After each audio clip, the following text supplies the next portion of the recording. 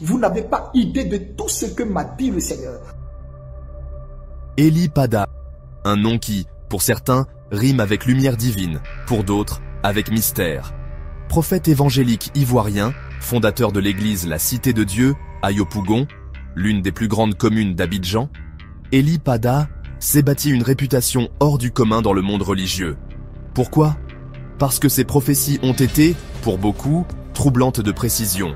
À son actif, on peut citer entre autres la date exacte du retour de l'ancien président Laurent Gbagbo en Côte d'Ivoire, l'éloignement entre le président Alassane Ouattara et Guillaume Soro, la période du décès du Premier ministre Amadou Gon Coulibaly, la hausse de la pandémie de Covid-19 au Nigeria, la levée du confinement dans le monde entier, la fin annoncée des présidences à vie au Tchad et en Guinée, les tensions politiques entre la Côte d'Ivoire et ses voisins le Mali et le Burkina Faso, le changement de régime au Gabon, le retour de Charles Blé Goudé de la CPI, les tempêtes meurtrières aux États-Unis, le scandale de la bénédiction des couples homosexuels par le pape, la victoire de l'Argentine à la Coupe du Monde 2022 au Qatar au tir au but.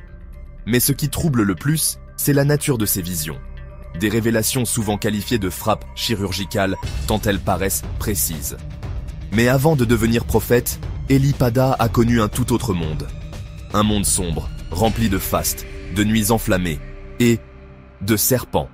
Oui, l'homme de Dieu raconte avoir été autrefois un bouc entier, ces jeunes hommes qui exhibent richesse et extravagance dans les nuits ivoiriennes. Mais derrière cette façade festive se cachèrent des pratiques bien plus mystiques.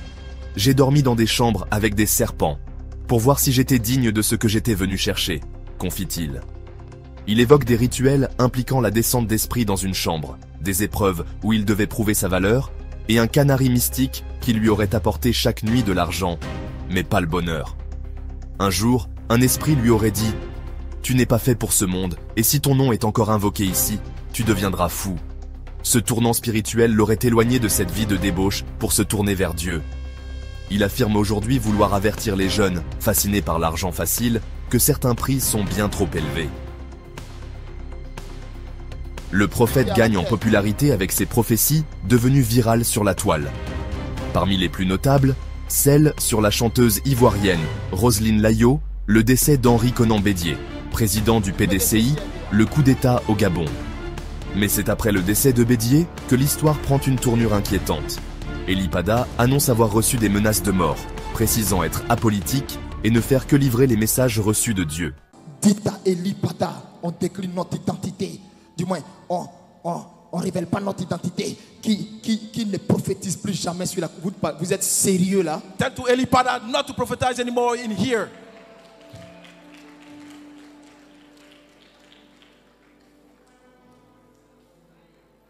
C'est peut-être maintenant que vous me suivez. It's now that you are following me. Sinon, répétez sur toutes mes vidéos. Tapez Eli Pada sur YouTube. Go Les to my prophéties videos. données par Eli Pada est accomplies. Enter Eli Pada on YouTube and you will see all the prophecies. YouTube va même te faire sortir que votre élection, votre compétition Miss Monde, The Miss Monde le competition. Dieu d'Eli Pada a détaillé, dit comment ça allait être reporté, donné tous les détails, jusqu'à elle allait être quatrième. The God of Eli Pada gave all the details and how she's going to fail.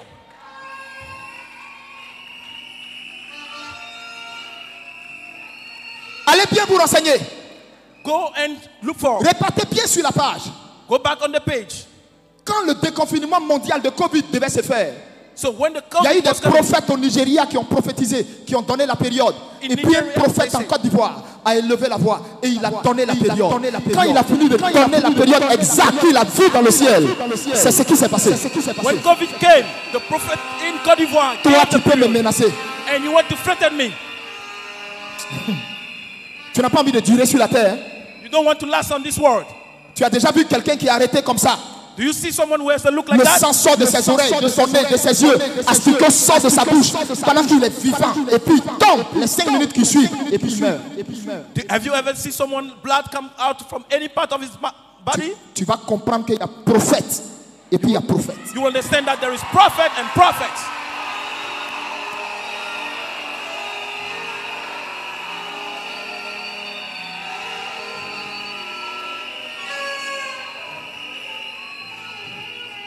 Chacun de nous Each of us fait l'œuvre de son père. does what his father said. Les marmailleurs font The l'œuvre de leur père. weak guys make what they do. Et il y a Eli Pada And Elipada, qui fait l'œuvre de son père. and who is doing the job On of n'est his pas father. mélangés. Do not mix us.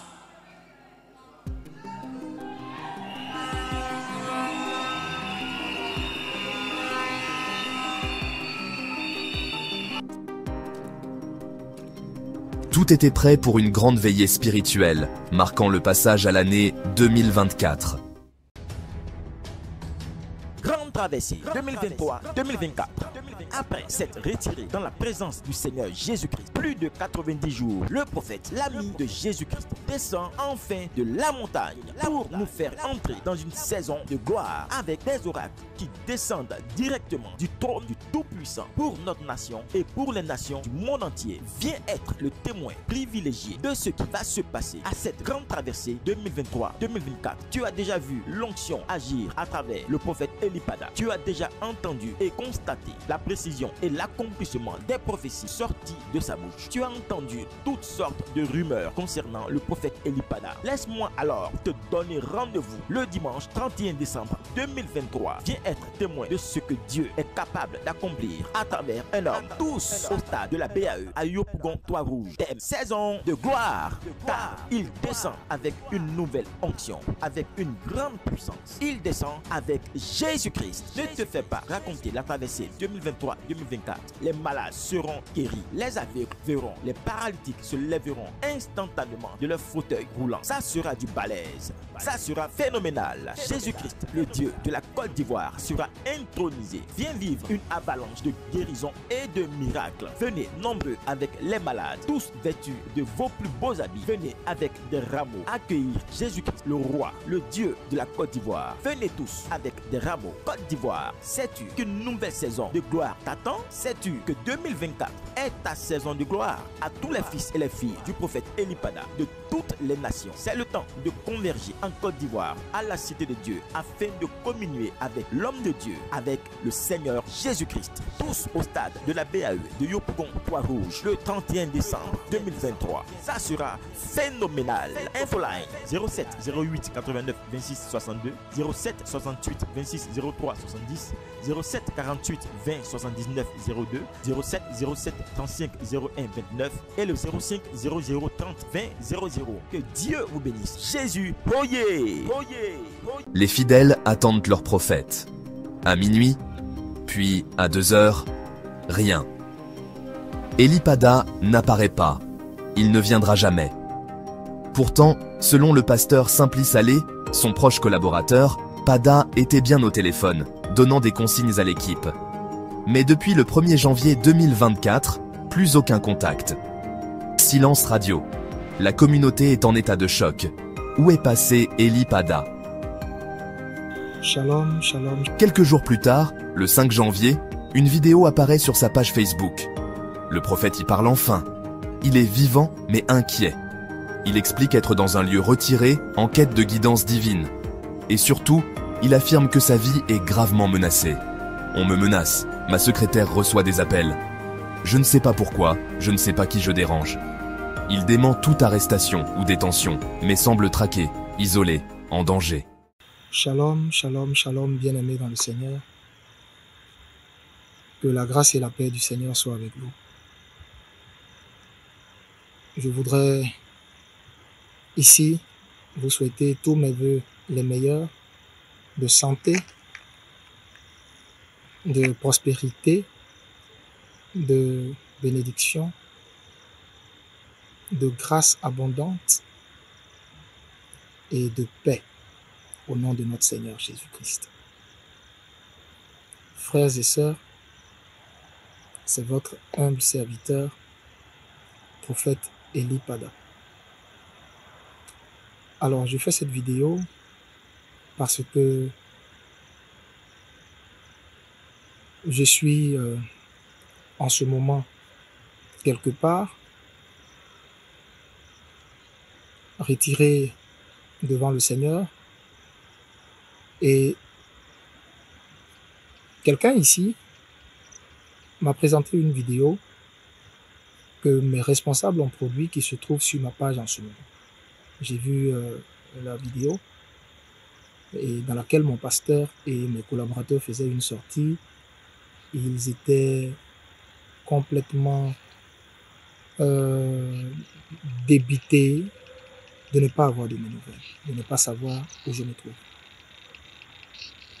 Je comprends la raison de cette vidéo. Et c'est justement parce que j'ai vu que cette vidéo a beaucoup circulé que je fais maintenant ce direct pour leur dire et dire à toute la Côte d'Ivoire, à tout le corps de Christ, à tous les Ivoiriens, à tous ceux qui se sont inquiétés ou qui s'inquiètent pour moi, à ma famille également, que je vais bien. Je vais bien, je suis en bonne santé, je vais très bien. Je n'ai pas été arrêté, je ne suis pas à la Maca, je ne suis pas dans la main du gouvernement. D'ailleurs, le gouvernement n'a lancé aucun mandat contre moi, mais je ne comprends pas. Je ne comprends pas. Ma vie est menacée. Ma vie est menacée et je ne sais pas pour quelle raison. Je ne sais pas qui je dérange. Je ne sais pas qui mon message dérange, qui mes prophéties dérangent. Je ne sais pas. Et quand je vous dis que ma vie est menacée, ma vie est sérieusement menacée. Ma secrétaire reçoit tout le temps des appels téléphoniques de menaces. À un moment donné, je ne sais pas par quel miracle, ils ont mon numéro personnel. On m'appelle pour me faire des menaces. Qui c'est au téléphone? Je ne sais pas. On rappelle sur les numéros ne passent pas. Bien-aimé, je suis prophète du Seigneur. Et vous savez, Jésus m'a enlevé très loin. Jésus m'a enlevé très très loin. Avant, j'étais de ceux qui avaient abandonné la main du Seigneur et croyaient que leur salut était dans le monde, dans le péché. Jésus m'a ramassé de la boue et il m'a accordé sa grâce. De là où Jésus m'a sorti, je lui dois tout. Je lui dois entièrement ma vie. Et il m'a dit, je t'ai sorti de là pour que tu puisses faire connaître ma voix aux nations. Je ne parle contre personne. Je ne prophétise contre personne. Je suis apolitique. On ne m'a jamais vu avec un homme politique. On ne m'a jamais vu avec une organisation politique. Jamais. Alors là, je me tiens loin de tout ça. Je ne veux même pas avoir d'affinité avec personne. À cause du mandat divin qui est sur ma vie, de la mission qu'il m'a confiée. La mission que je détiens de lui, qui est de rendre son message sans compromission. Donc, ce qui fait que je ne suis affilié à aucun parti. Alors, je suis ivoirien. C'est vrai, je suis prophète, mais je suis ivoirien. Je suis père de famille, je suis marié, j'ai des enfants. J'ai une communauté. Et je ne sais pas quels sont ceux qui font ces menaces. Pourquoi ces menaces? Pourquoi ma vie est menacée? Vous n'avez pas idée du nombre de fois où j'ai dû quitter ma maison précipitamment pour me retrouver ailleurs. Avec une femme, à l'époque, enceinte. Je dis bien avec une femme enceinte. Et aujourd'hui, ça continue et ça va en s'empirant. Et je ne sais pas. Je ne sais pas. Je ne sais pas. Je viens à la veillée du 31. Vous savez, j'aime le Seigneur éperdument et profondément. Comme je vous ai dit, Jésus, c'est toute ma vie. À cause de l'histoire que j'ai avec lui et à cause d'où il m'a sorti. Frère, le 31, je devrais être à cette veillée.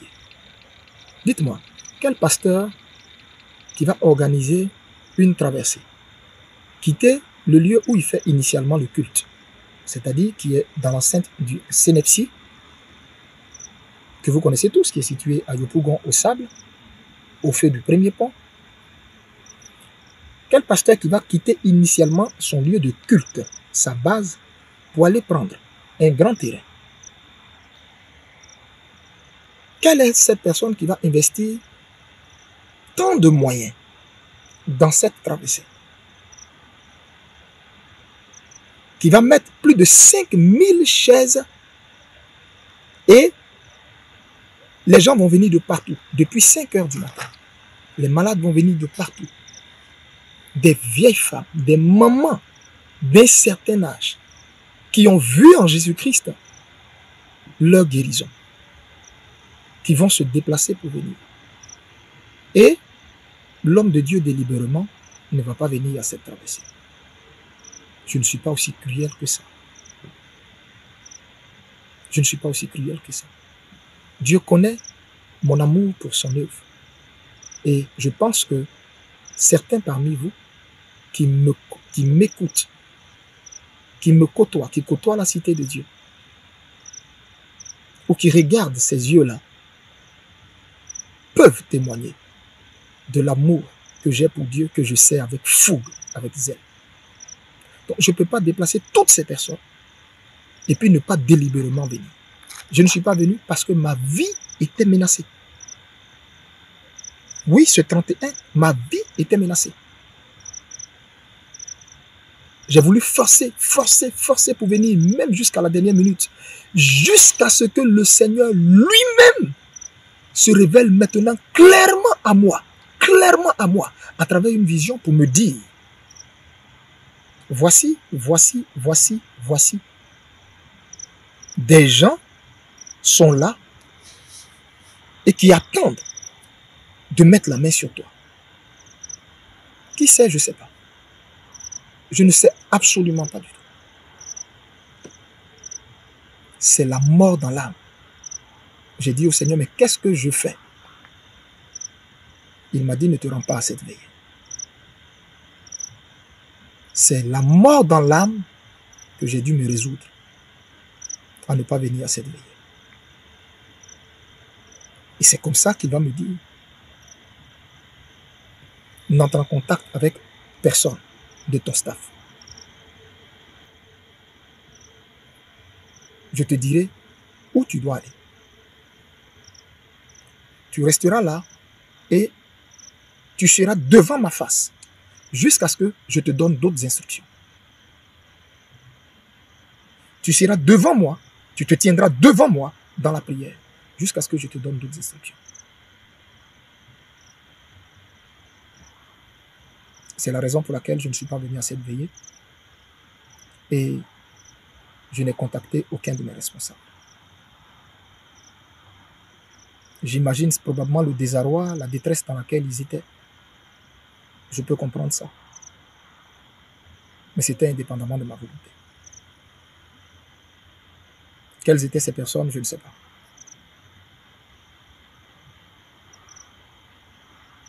Je voudrais simplement vous dire, et je le répète encore, le gouvernement ne m'a pas jeté en prison. Non, pas du tout. Je ne suis dans aucun bâtiment de la MACA. Non, pas du tout. Le gouvernement n'a émis aucun mandat, aucune plainte contre moi. Non, pas du tout. Je tenais à rétablir ce fait-là. a dit que je n'ai pas reçu une plainte quelconque venant du gouvernement. Non. Mais, je répète, ma vie est en danger. Ma vie est en danger. Qui je dérange, je ne sais pas.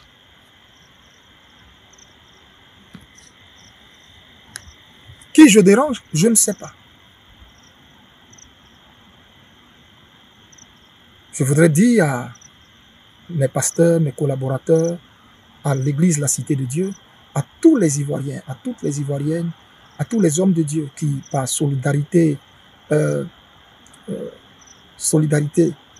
dans la foi commune que nous partageons en Jésus-Christ, qui ont fait des posts pour exprimer leur solidarité, leur soutien à leurs amis, leurs frères, leurs collègues que je suis, que Dieu vous le rende au centuple.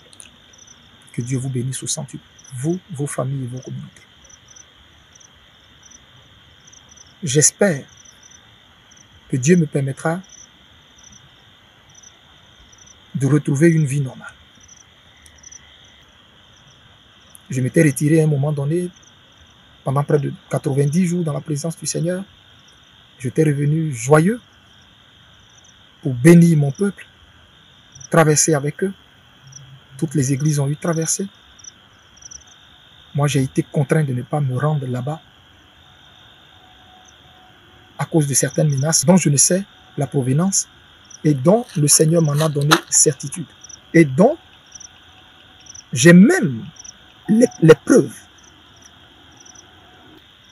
Je ne prophétise contre personne. Je ne prophétise contre personne. Je suis, je répète, prophète du Seigneur. Amos chapitre 3, verset 7. Dieu ne fait rien sans révéler son secret à ses serviteurs les prophètes. Malheureusement, je suis prophète. Ou heureusement, je suis prophète. Ce qui fait que si Dieu veut faire quelque chose sur la terre, évidemment, Dieu va venir révéler ce qu'il veut faire à ses prophètes. Soit en bien, soit en mal. Mais avant que Dieu ne fasse quoi que ce soit, Dieu va le révéler à ses prophètes. Est-ce à cause de cela que ma vie connaît toutes ces menaces? Je ne sais pas. Je ne sais pas. Mais je rends grâce à Dieu qui, dans sa bonté, me tient. Je rends grâce à Dieu qui, dans sa bonté, me garde. Alors, je ne voudrais pas que les gens s'alarment pour aller dans tous les sens et dire je suis détenu ici, je suis détenu là, voici ce que le gouvernement a fait, etc. et autres. Pas du tout. Il y a une réelle menace qui plane sur ma vie, qui plane sur moi. J'espère que Dieu permettra qu'on ait tous le fin mot de cette histoire. Je vais m'arrêter là. C'est la vidéo que mes responsables ont fait qui circule, qui m'a fait sortir pour rétablir les choses. Au moment opportun, comme le Seigneur m'a dit, tu ne te rends pas à cette veillée. Va là où je vais t'indiquer. Là, tu te tiendras devant moi, dans la prière. Tu resteras devant moi, dans la prière, jusqu'à ce que je t'instruise à nouveau, jusqu'à ce que je te parle à nouveau. Donc, quand il me permettra de refaire une sortie, probablement, je vous donnerai un peu plus ample détail sur tout ça. Que Dieu vous bénisse. Que Dieu bénisse la Côte d'Ivoire. Et que sa paix qui surpasse toute paix soit avec vous. Amen. Après près de 2 années sans aucune apparition publique, Eli Pada fait un retour fracassant dans une vidéo diffusée par le cyberactiviste Johnny Pacheco. Et cette fois, son message est explosif. Il ne s'adresse plus à ses fidèles, mais au RHDP, le parti au pouvoir en Côte d'Ivoire. Votre temps est fini. Ce pouvoir vous a été donné par Dieu, mais il l'a repris. Tous ceux qui vous disent « paix, paix, paix » sont des menteurs. Il n'y aura pas de paix pour vous. Selon lui, le jugement divin est commencé et la nation est entrée dans une phase de basculement spirituel. Il accuse même les religieux proches du pouvoir de mentir au peuple et au président. Le Seigneur, le Dieu que je sers fidèlement avec dévotion, avec abnégation et résilience, a pris soin de m'avertir de tous les plans et tous les projets macabres qui étaient concoctés dans le secret pour porter atteinte à mon intégrité physique. Et c'est le cœur déchiré que je n'ai pas pu me rendre à la veillée de la traversée 2023-2024. Et sur son ordre, il m'a dit d'aller là où lui, il m'indiquerait et de rester là, de me tenir dans sa présence, de demeurer en prière jusqu'à ce qu'il me dise de ressortir. Jusqu'à ce qu'il m'instruise à nouveau. J'espère que vous vous souvenez de ces paroles. Et frères et sœurs, si je sors ce matin, c'est parce que Dieu m'a demandé maintenant de sortir. Dieu m'a dit, l'heure est grave. Il faut que je sorte et que l'on m'entende. Il faut que je fasse connaître son dessein, sa volonté et son plan. Voici pourquoi vous me voyez devant vous. Bien-aimés, je voudrais vous dire ce matin, si je sors, c'est parce que mon Père m'a dit sors maintenant pour donner ce dernier et ultime message solennel à ta nation. Alors mon message va porter sur différents points. Et je voudrais que vous m'accordiez toute votre attention. Je voudrais dire ici cette adresse solennelle au régime d'Abidjan. Votre péché est monté jusqu'aux narines de Dieu. Jusqu'aux narines de Dieu et votre coupe a débordé. Je voudrais vous dire ce matin, tous ceux qui vous prophétisent et vous prédisent paix, paix, paix, sont tous des menteurs. Il n'y aura pas de paix pour vous. Retenez bien ce que je vous dis ce matin. Il n'y aura pas de paix pour vous. Parce que l'ancien des jours, Yeshua al-Mashiach, dont je suis le serviteur, a décidé d'entrer dans cette nation. Et il y est entré. Le Seigneur est dans cette nation depuis un certain temps. C'est juste que vos yeux ne le voient pas. Mais mon Dieu est là. Mon Jésus-Christ de Nazareth, dont je suis l'ami, est là. Et je voudrais dire aux Ivoiriens, j'en viens à vous, mais pour l'heure, je m'adresse d'abord à ce régime.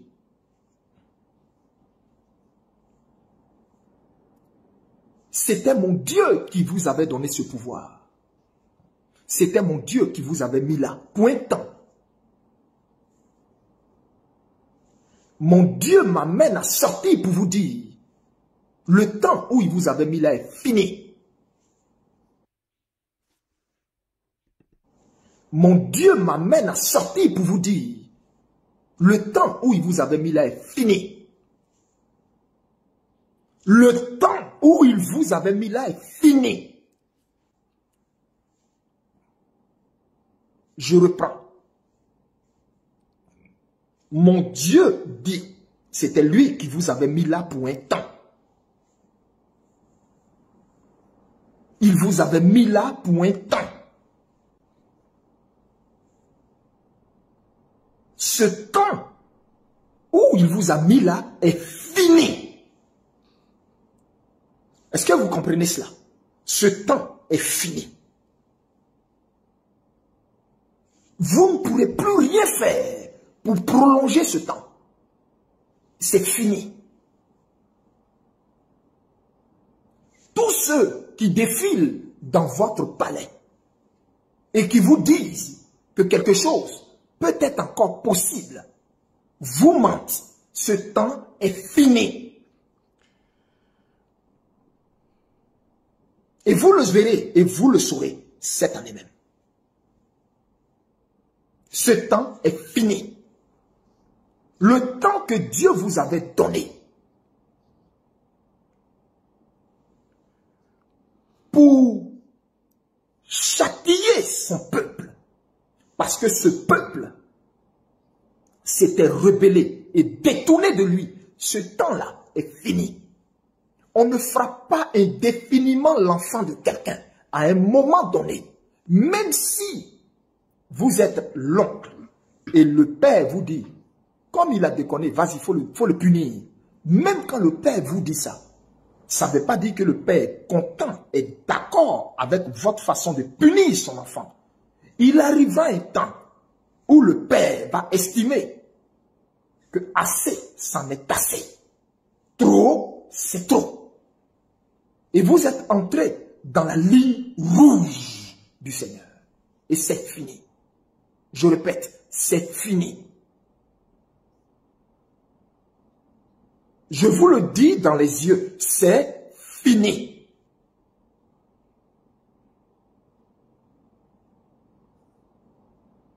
Il n'y a plus de recours possible. Pour vous, c'est fini. Vous êtes arrivé maintenant à l'heure où vous allez rendre compte pour ce que vous avez fait de ce peuple. Vous êtes arrivé à l'heure où vous allez rendre compte pour chaque goutte de larmes qu'a versé chaque Ivoirien.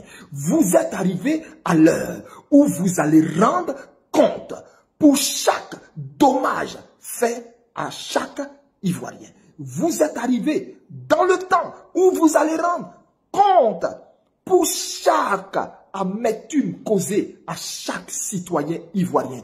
Aussi vrai que je suis prophète du Très-Haut, aussi vrai que je suis envoyé du Très-Haut, aussi vrai que lui, Dieu, m'a révélé tous les plans que vous aviez contre moi et comment il m'en a épargné. À tout moment où vous avez concocté des plans, comment il m'en a épargné. À chaque fois que vous concoctez des plans, comment il me le révèle à l'instant T. Quand vous concoctez un plan, à la minute, à la seconde près, il me le révèle automatiquement et il me dit bouge. Il me révèle automatiquement et il me dit déplace-toi. Il me révèle automatiquement et il me dit quitte ici. Il me révèle automatiquement et il me dit dégage, pas de là. Il me révèle automatiquement et il me dit reste là, cache-toi, reste là, demeure encore dans ma présence.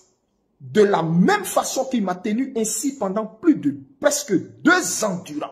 Dieu qui m'amène à sortir aujourd'hui me dit de vous dire, vous êtes arrivé dans le temps où vous rendrez compte pour chaque goutte de larmes versée par chaque Ivoirien. Vous êtes arrivé dans le temps où vous rendrez compte de la même façon que vous avez privé ce peuple de nourriture. Il est arrivé un temps où vous et votre descendance serez maintenant privés de nourriture.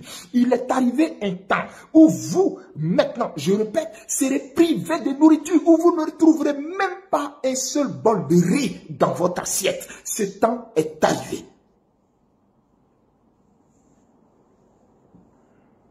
Est-ce que j'ai quelque chose contre vous? Non, je n'ai rien contre vous. Je suis prophète du Dieu vivant et j'annonce ce que Dieu me dit d'annoncer. Je dis ce que Dieu me dit de dire. Je dis ce que Dieu m'ordonne de dire. C'est tout. Je n'ai rien contre vous. Je n'ai rien contre vous.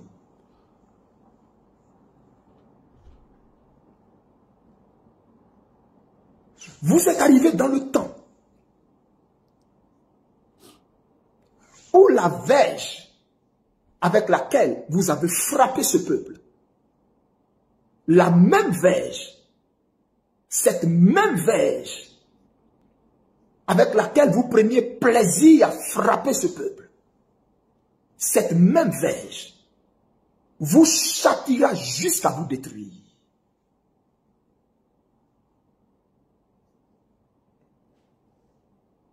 je vous fais part des oracles qui descendent directement du cœur de Dieu.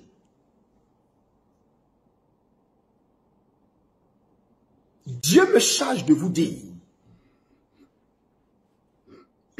ce temps est fini, votre règne est fini. Votre règne est fini. Votre règne est fini. Il vous a arraché le pouvoir. Le pouvoir n'est plus dans votre main. Le pouvoir n'est plus dans votre main. Dieu vous a arraché le bâton du pouvoir. Le sceptre du pouvoir vous a été ôté. Les attributs du pouvoir vous ont été enlevés. Vous ne le savez pas. Et vos prophètes vous mentent. Vos pasteurs vous mentent. Parce que je répète, le sceptre du pouvoir, le trône du pouvoir, les attributs et les apparats du pouvoir vous ont été ôtés et ont été donnés à un autre que Dieu a trouvé digne. Que Dieu a trouvé digne. Mais vous, c'est le temps où vous, parole de l'Éternel, c'est le temps où vous, ce que vous avez réservé, planifié contre mon peuple, ce que vous avez mis en sourdine dans vos tablettes secrètes, ne savez-vous pas que je suis l'ancien des jours? Il n'y a rien qui m'échappe. Je sais toutes choses. Je vois tout. J'écris tout. Je note tout. J'enregistre tout. Il n'y a rien qui m'échappe. Si cette terre que j'ai créée, il n'y a rien qui m'échappe. J'en suis le propriétaire. Et c'est moi qui donne le trône. C'est moi qui donne le pouvoir. C'est moi qui donne le pouvoir à qui je veux. À qui je veux. À qui je veux. Et j'ai décidé, Saül, de t'arracher le pouvoir et de le donner à David, à Bethléem. À Bethléem, j'ai choisi David, l'homme selon mon cœur, parce que moi l'Éternel, j'ai vu son cœur, parce que moi l'Éternel, j'ai vu son cœur, parce que moi l'Éternel, je connais son cœur, parce que moi l'Éternel, je connais son cœur, parce que moi l'Éternel, j'ai vu son cœur, parce que moi l'Éternel, j'ai vu son cœur. Je me suis choisi David, et moi l'Éternel, en lui, je trouverai ma joie, en lui, j'ai placé toute ma joie, et par lui, j'accorderai du repos à ce peuple que vous avez martyrisé, à ce peuple que vous avez brimé, à ce peuple que vous avez oppressé au point d'y tirer un plaisir, une jouissance qui ne dit pas son nom.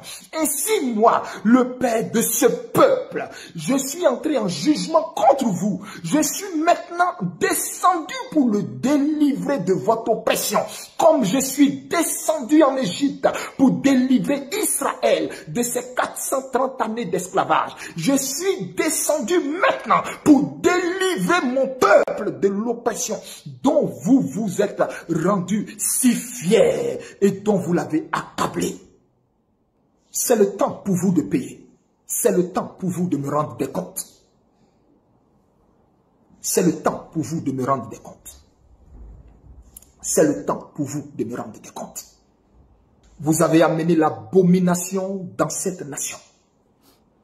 Vous avez érigé des autels de Baal dans cette nation.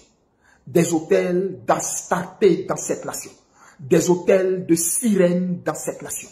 Des autels de Jézabel dans cette nation. Des autels de Mamiwata dans cette nation. Pour m'irriter, pour me pousser à m'irriter contre ce peuple. Mais cela va passer par un balayage, puis un nettoyage. Je reprends, cela va passer par un balayage, puis un nettoyage. Après quoi, ma lumière paraîtra. Sachez ceci, nous sommes à l'heure du jugement dans cette nation. Et le jugement va commencer par ce régime. Il n'y en a aucun qui échappera à la main de l'Éternel. Vous serez la risée dans peu de temps. mais vous serez la risée dans peu de temps. Telle l'image de mon serviteur, telle l'image du président Laurent Gbagbo a fait le tour du monde sur les médias internationaux. Tel le sort que moi, l'Éternel, je vous réserve, restera gravé dans les mémoires. Tel le sort que je vous réserve restera gravé dans les mémoires.